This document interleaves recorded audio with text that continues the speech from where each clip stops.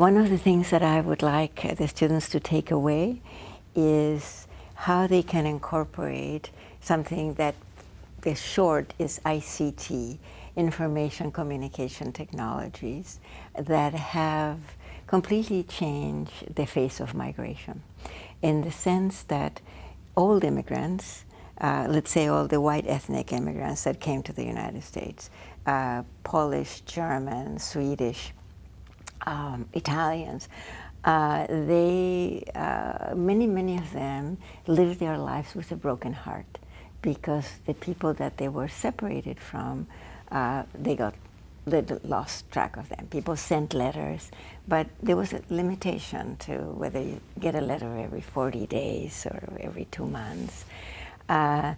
So we often talked about immigrants having to start a new life and live with a broken heart about the old.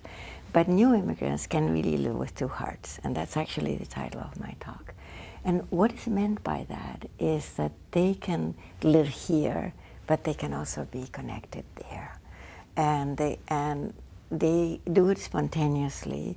So I think that social workers and people in the mental health field can really incorporate the idea that that is a useful form of communication.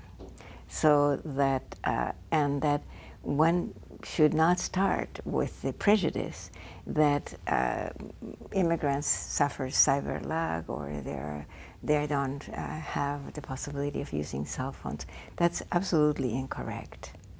I mean, all over the world, people use cell phones, even more than the United States.